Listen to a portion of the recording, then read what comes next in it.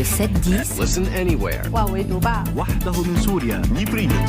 sur France Inter. Géopolitique, bonjour Pierre Askin. Bonjour Nicolas. Pierre, vous vous interrogez ce matin sur les intentions de Vladimir Poutine. C'était il y a 10 ans hier. La Russie annexait la Crimée, jusque-là rattachée à l'Ukraine depuis 1991.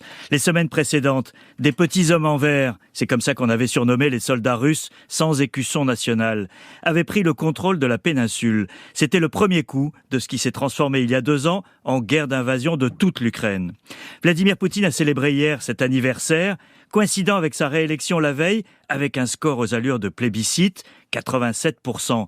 Qu'importe si c'est vrai, l'image était belle hier du chef, prenant la parole sur la place rouge, entouré de jeunes gens. Un grand moment poutinien en forme de défi.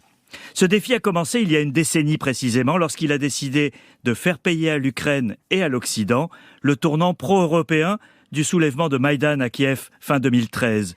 Poutine a avalé la Crimée et a observé les réactions, des cris d'orfraie, des sanctions symboliques et des commentaires en privé de dirigeants occidentaux soulignant que la Crimée était de fait russe et que Poutine s'arrêterait là.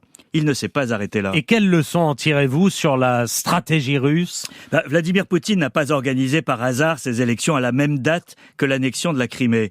Tout en Russie est désormais lié à la guerre en Ukraine, y compris les symboles politiques. Le message du double événement d'hier, la victoire électorale et l'annexion de la Crimée, est clair et net, la Russie ne reculera pas.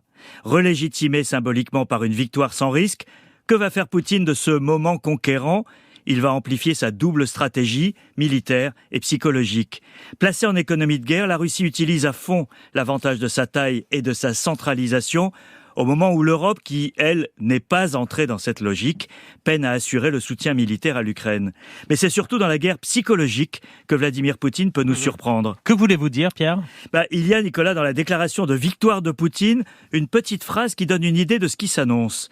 Le président russe a suggéré que la France, qu'il menaçait d'une guerre nucléaire il y a seulement 8 jours, pourrait jouer un rôle dans des négociations de paix en Ukraine. Loin d'annoncer la paix, cette déclaration joue sur les débats internes en France. Poutine sait très bien qu'il y a dans la classe politique française des forces qui prônent la négociation avec la Russie. Que les conditions de cette négociation n'existent pas en l'état importe peu. L'important est d'alimenter ce débat en suggérant qu'elle est possible. Certains dirigeants européens émettent même l'hypothèse d'un cessez-le-feu initié par la Russie pour pousser cette idée, pour mieux reprendre la guerre ensuite, au premier prétexte, et tenter de prendre Odessa, le port convoité sur la mer Noire. De fait, on est d'autant plus éloigné de la paix que Poutine joue la montre jusqu'à l'élection américaine du 5 novembre. Une victoire de Donald Trump changerait la donne définitivement en affaiblissant l'OTAN. La leçon de la Crimée, c'est que le maître du Kremlin n'est jamais aussi fort que quand ses adversaires sont faibles.